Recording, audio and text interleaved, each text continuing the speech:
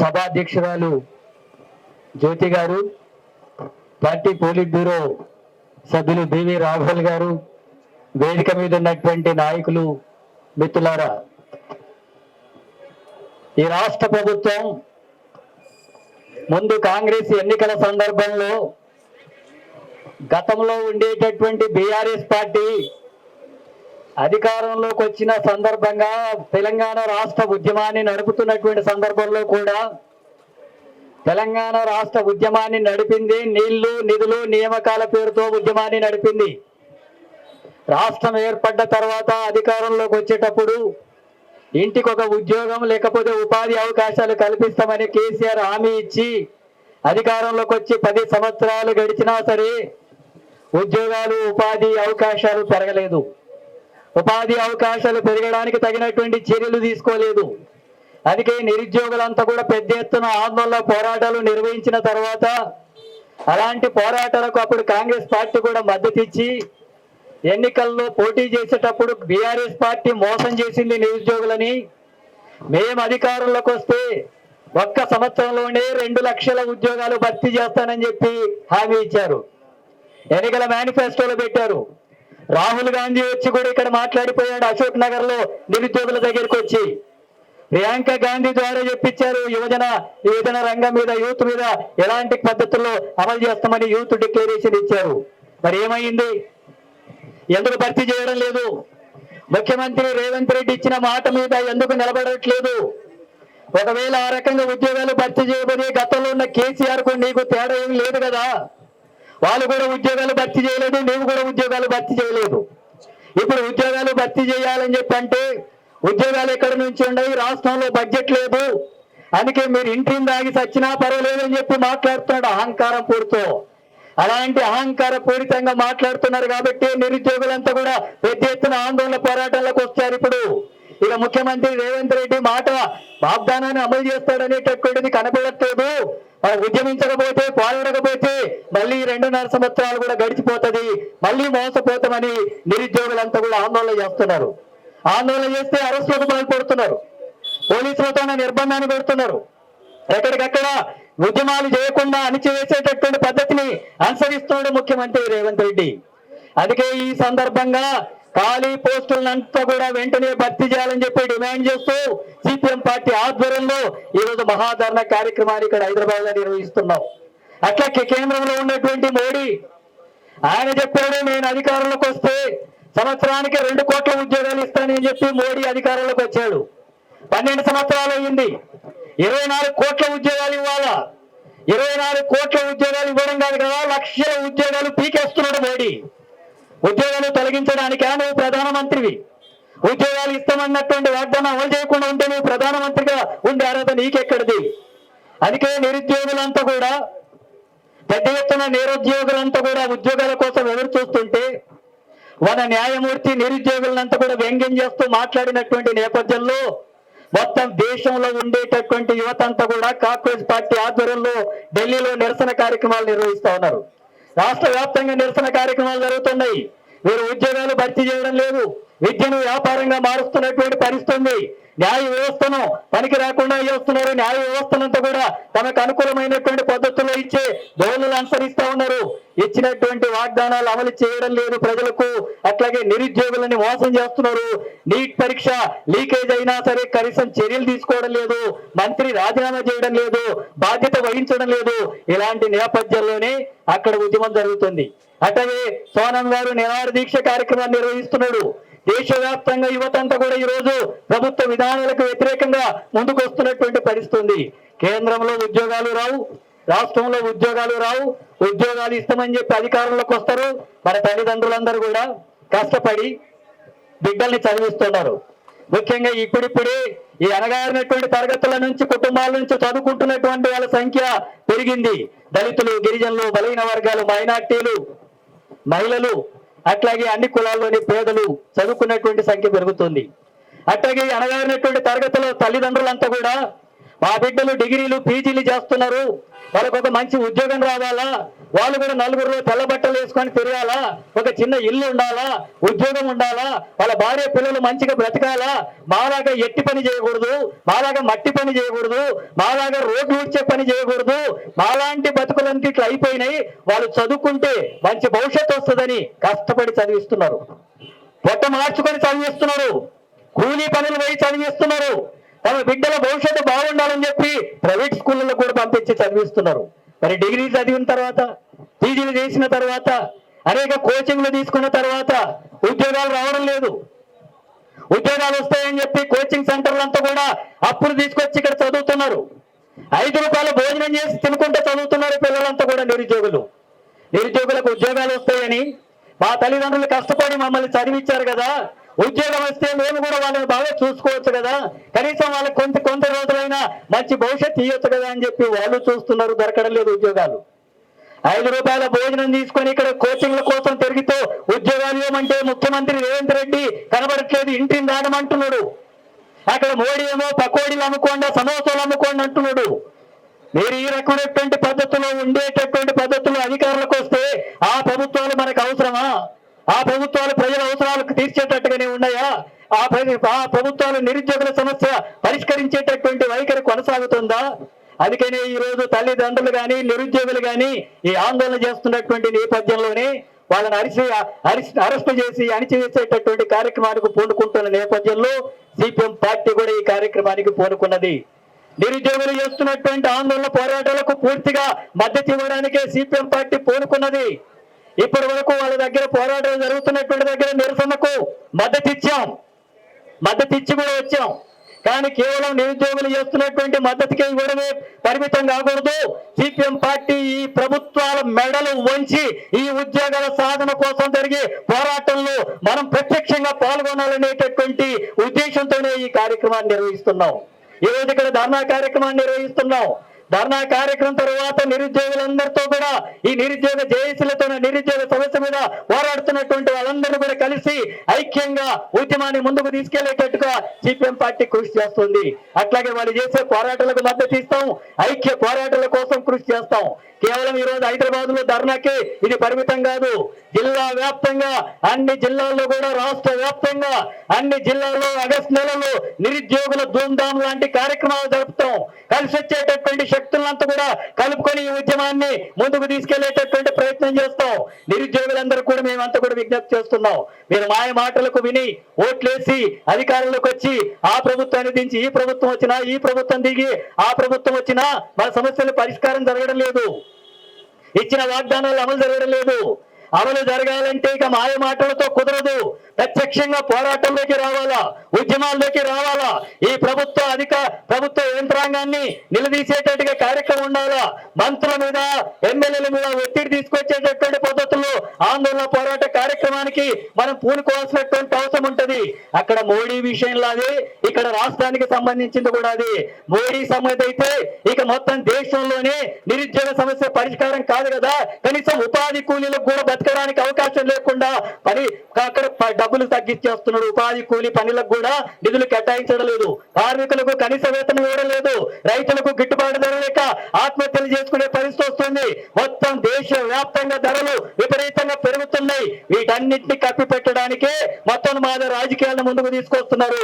అలాంటి ప్రభుత్వాన్ని ఇప్పుడు గద్దె దించడం కోసం నిరుద్యోగులు పోరాడాల్సినటువంటి అవసరం ఉంది. అలాంటి ప్రభుత్వం గద్దె దిగకుండా దేశంలో కనీస హక్కులు గాని, ప్రజాస్వామిక హక్కులు గాని, లౌకిక భావాలు గాని, సామాజిక న్యాయం గాని, పేద హక్కులు గాని నిలబడేటటువంటి అవకాశం లేదు. అలాంటి ప్రభుత్వాన్ని గద్దె దించడం కోసం పోరాటం జరపాలా. అట్లాగే ఈ రాష్ట్ర ప్రభుత్వం ఇచ్చిన హామీలు అమలు చేయండి, ఉద్యోగాలు భర్తీ చేయండి. యువత కోసం ఇచ్చినటువంటి డిక్లరేషన్ లో భాగంగా వాళ్ళకంతా కూడా ఇప్పుడు ఎస్సీ ఎస్టీలంతా కూడా కార్పొరేషన్లకు రుణాలు పెట్టుకునే వాళ్ళు ఇప్పుడు కూడా రుణాల కోసం పెట్టుకున్నారు. కానీ పైసా ఇవ్వడం లేదు ఎస్సీ ఎస్టీ కార్పొరేషన్లు. నీ ఉద్యోగం ఇవ్వు, ఉపాధి అవకాశం కల్పించు. అక్కడ సంక్షేమ పథకాల ద్వారా ఏదైనా డబ్బులు వస్తే చిన్న చిన్న వ్యాపారాలు చేసుకుందామంటే వాటికి నిధులు ఇవ్వు. ఈ రకంగా మొత్తం పేద ప్రజలంతా కూడా ముఖ్యంగా నిరుద్యోగుల్ని మోసం చేసేటటువంటి కార్యక్రమానికి పూనుకుంటుంది ప్రభుత్వం. ఇప్పటికైనా ముఖ్యమంత్రి రేవంత్ రెడ్డి వెంటనే స్పందించాలా, ఈ ఉద్యోగాలకు సంబంధించినటువంటి వాటన్నిటి మీద నోటిఫికేషన్స్ వేయాలా, 20,000 కానిస్టేబుల్ పోస్టులంతా కూడా వెంటనే భర్తీ చేసేందుకు ప్రభుత్వం పూనుకోవాలి. అలాంటి పద్ధతుల్లో ప్రభుత్వం పూనుకోకపోతే సిపిఎం పార్టీ ఇప్పటికే అనేక రూపాల్లో ఈ కార్యక్రమాలకు మద్దతు ఇస్తున్నటువంటి మనం ప్రత్యక్షంగా కూడా ఈ సమస్య పరిష్కారం కోసం పోరాటానికి ముందుకు వెళ్లాల్సినటువంటి అవసరం ఉంది. అన్ని జిల్లాల్లో యువతనంతా కూడా, యువజన సంఘాలనంతా కూడా కదిలిచ్చి ఇలాంటి ఉద్యమాల్ని ముందుకు తీసుకెళ్లాల్సినటువంటి అవసరం ఉంది. ఇప్పుడు రాష్ట్రంలో అనేక పోరాటాలు జరుగుతున్నాయి. ఇల్లు లేనటువంటి వాళ్ళు ఇండ్ల కోసం పోరాటాలు చేస్తున్నారు. అట్లాగే కార్మికులు కనీస వేతనం కోసం పోరాడుతున్నారు. ఉపాధి కూలీలు వాళ్ళ హక్కుల కోసం పని కల్పించడానికి నిధులు పెంచమని పోరాటాలు జరుగుతున్నటువంటి పరిస్థితి ఉంది. నిరుద్యోగులు ఉద్యోగాల కోసం పోరాడుతున్నటువంటి పరిస్థితి ఉంది. ఇలాంటి పోరాటాలన్నింటిలో కూడా ప్రజల యొక్క పక్షాన నిలబడి పోరాడి ఆ సమస్యల పరిష్కారం కోసం కృషి చేయాల్సినటువంటి అవసరం ఉంది. అట్లాగే ప్రజల్ని చైతన్యం చేయాల్సిన అవసరం ఉంది. ఈ రాజకీయ పార్టీలు, అది కాంగ్రెస్ అయినా, బీజేపీ అయినా, బీఆర్ఎస్ అయినా, ఎవరైనా సరే అధికారంలోకి వచ్చేటప్పుడు చెప్పేటటువంటి మాటలు ఒకటి ఉంటాయి. అధికారంలోకి వచ్చిన తర్వాత ఆ సమస్యలన్నీ కూడా విస్మరిస్తున్నటువంటి చరిత్ర మనకు కనబడుతూనే ఉంది. ఇప్పుడు కాంగ్రెస్ అదే, అంతకుముందు బీఆర్ఎస్ అదే, పైన ఉన్న బీజేపీ అదే. అందుకే రాజకీయాలు కూడా అర్థం చేసుకోవాలా, రాజకీయాలు కూడా పరిశీలించాలా. ఎవరు నిజంగా పేద ప్రజల పక్షాన, ఎవరు నిరుద్యోగుల పక్షాన, ఎవరు అణగారినటువంటి తరగతుల పక్షాన, ఎవరు కార్మికులు కూలీలు కష్ట జీవుల పక్షాన నిలబడతారనేటటువంటి విషయాన్ని, వాళ్ళ హక్కుల కోసం పోరాడతారని చెప్పి విషయాన్ని అర్థం చేసుకోకపోతే, ఎవరైతే దోపిడీ చేస్తారో, ఎవరైతే మోసం చేస్తారో, ఎవరైతే మాయమాటలు చెప్తారో, ఎవరైతే మాయమాటలు చెప్పి అధికారులకు వచ్చిన తర్వాత మన హక్కులనే కాలు రాసేటటువంటి వైఖరి అనుసరిస్తారో అలాంటి పార్టీలకి ఓట్లేసి వాళ్ళకే మద్దతు ఇచ్చి వాళ్ళకంతా యువత అండగా నిలబడి వాళ్ళని అధికారంలో తెచ్చిన తర్వాత వాళ్ళు మన నెత్తి మీద కాలు పెట్టి తొక్కేటటువంటి కార్యక్రమాలు జరుగుతున్నాయి. అందుకే రాజకీయాలు కూడా అర్థం చేసుకోవాలా. ఎవరు పేద పక్షాల, శ్రామిక వర్గాల పక్షాన, నిరుద్యోగుల తరఫున, విద్యార్థుల తరఫున, పేదవాళ్ళ తరఫున నిలబడి పోరాడతారు, వాళ్ళ విముక్తి కోసం జరిగేటటువంటి ఉద్యమాలకు ఎవరు అంకితమై ఉన్నారని రాజకీయాలను అర్థం చేసుకోకపోతే మళ్ళీ మోసపోతాం. మళ్ళీ ఇంకొక పార్టీ వస్తుంది. ఇప్పుడు కాంగ్రెస్ సరిగ్గా అమలు చేయట్లేదు కదని బీఆర్ఎస్ మళ్ళీ ముందుకు వస్తుంది. బీఆర్ఎస్ అధికారంలోకి వచ్చిన తర్వాత వాళ్ళు అమలు చేయలేదు కదని మళ్ళీ కాంగ్రెస్ ముందుకు వస్తుంది. కాంగ్రెస్, బీఆర్ఎస్, బీజేపీ, ఏ జెండాలంతా కూడా వేరువేరు కనబడతాయి, నాయకులు వేరువేరు కనబడతారు, మాటలు కూడా వేరువేరుగా కనబడతాయి. కానీ వీళ్ళందరూ కూడా మనందరికి కూడా ఈ శ్రామిక వర్గానికి, నిరుద్యోగులకు వ్యతిరేకమైనటువంటి వాళ్ళు, సామాజిక న్యాయానికి వ్యతిరేకమైనటువంటి విధానాలు అనుసరించేటటువంటి వాళ్ళు, కేవలం ధనిక వర్గాలకు, దోపిడి వర్గాలకు, కాంట్రాక్టర్లకు, కార్పొరేట్ సంస్థలకు, దోపిడి దొంగలకు అనుకూలంగా ఉండేటటువంటి రాజకీయాలు అవి.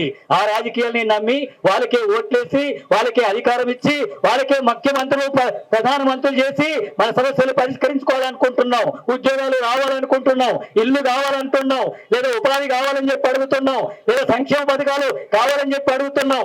ఎవరైతే మోసం చేస్తాడో, అధికారులకు వచ్చి మనల్ని అంచివేస్తాడో అలాంటి వాళ్ళకి ఓట్లేసి అధికారంకి ఇచ్చిన తర్వాత మన సమస్యలు పరిష్కారం కావని ఈ మొత్తం స్వాతంత్రం వచ్చిన తర్వాత ఈ 79 సంవత్సరాల్లో మనకు అర్థమవుతుంది అది. అందుకే రాజకీయాలను కూడా అర్థం చేసుకోవాలి. సరైనటువంటి రాజకీయాన్ని మనం నేను నిర్ణయించుకొని ముందుకు తీసుకోకపోతే ఇది ఎంతకాలమైనా జరుగుతుంది, ఎంతకాలమైనా ఈ మోసాలు జరుగుతాయి, ఎంతకాలమైనా ఇలాంటి పేదరికం ఉంటుంది. పేదరికం ఉన్నందుకే కదా ఉద్యోగం కోసం అడుగుతున్నది. మనకు కూడా ఒక 100 ఎకరాల భూమి ఉంటే ఉద్యోగాలు ఎందుకు అడుగుతాం? రేవంత్ రెడ్డిని వచ్చి మా ఇంటి దగ్గర జీతం అంటాం కదా. మనకు ఒక 100 ఎకరాలు ఉంటే మోడీని కూడా వచ్చి మా ఇంటి పక్కోళ్ళు అమ్ముకోమని చెప్పి అంటాం కదా. మనకు కూడా ఆస్తులు ఉంటే, మనకి ఆస్తి లేదు, భూమి లేదు, సంపద లేదు, ఉద్యోగం లేదు, ఉపాధి లేదు, ఎట్టి బతుకులు బతుకుతున్నాం.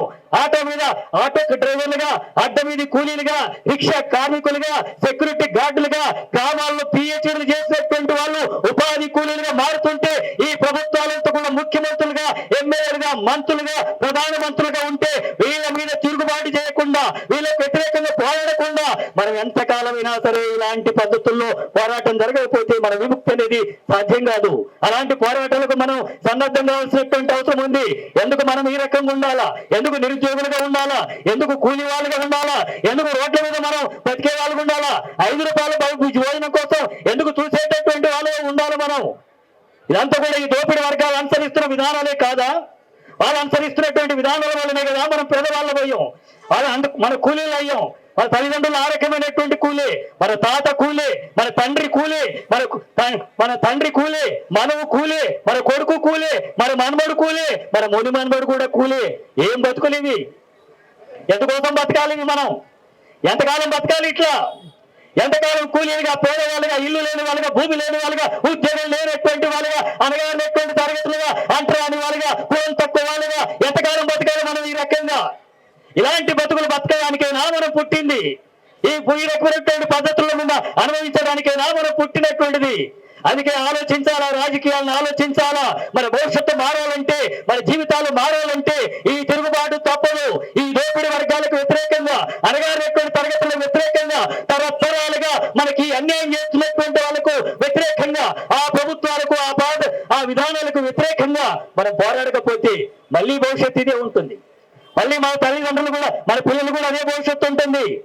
మన వాళ్ళు పంచగట్టుకునేటువంటి కూలీలు అవుతారు, మనం ప్యాంట్ వేసుకొని తిరిగే కూలీలుగా ఉంటాం తప్ప ఇంకొకటి ఏం లేదు.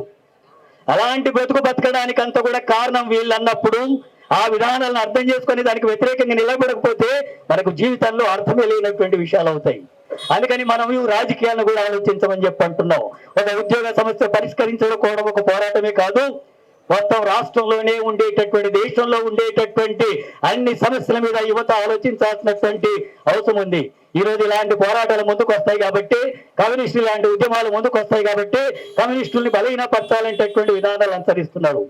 అలాగే ఈ మొత్తం పేద ప్రజలంతా సంఘటితం చేసేటటువంటి ఉద్యమాలు ముందుకు రానివ్వకుండా మతోన్మాద రాజకీయాలు నడుపుతున్నారు. మతాల మధ్య ఘర్షణ సృష్టించే కార్యక్రమాన్ని కోరుకుంటున్నారు. ఆ రకంగా మొత్తం రాజ్యాంగ వ్యవస్థని నిర్వీర్యం చేసేటటువంటి వైఖరి కొనసాగిస్తున్నారు. వీటన్నిటి పట్ల కూడా మనం ఆలోచించి మన సమస్యల పరిష్కారం కోసం పోరాటాలకు సన్నద్ధం కావాలి. ఈ రోజు హైదరాబాద్ లో ఈ కార్యక్రమాన్ని నిర్వహిస్తున్నాం. మోడీకి, రేవంత్ రెడ్డికి ఈ సందర్భంగా హెచ్చరిస్తున్నాం. పార్టీ నుంచి మీరు వెంటనే ఇచ్చిన హామీలు అమలు చేయాలా. 2 లక్షల ఉద్యోగాలు భర్తీ చేసి తీరాలా. 20,000 కానిస్టేబుల్ పోస్టులకు నోటిఫికేషన్లు వేయాలా.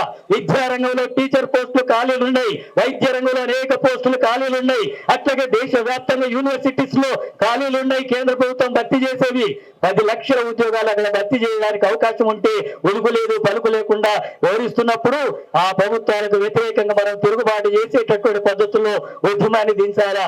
ఆ రకంగా కేంద్రంలో ఉండేటటువంటి ప్రభుత్వాన్ని గద్దె దించే పోరాటాన్ని, అట్లాగే రాష్ట్రంలో ఉండేటటువంటి కాంగ్రెస్ పార్టీ ఇచ్చినటువంటి హామీలు అమలు చేసేటటువంటి పద్ధతుల్లో పోరాటాన్ని మనం కొనసాగించాల్సినటువంటి అవసరం ఉంటుంది. ఈ ధర్నా తర్వాత ఆగస్టు నెలలో జిల్లాల్లో కూడా ఇలాంటి నిరుద్యోగుల ధూమ్ధాం లాంటి కార్యక్రమాలు ఉంటాయి. దానికి పెద్ద సంఖ్యలో అందరి మద్దతు కూడగట్టుకునేటటువంటి కార్యక్రమం ఉంటుంది. అట్లాగే నిరుద్యోగులు చేసేటటువంటి ప్రతి పోరాటానికి సిపిఎం పార్టీ మద్దతు ఉంటుంది.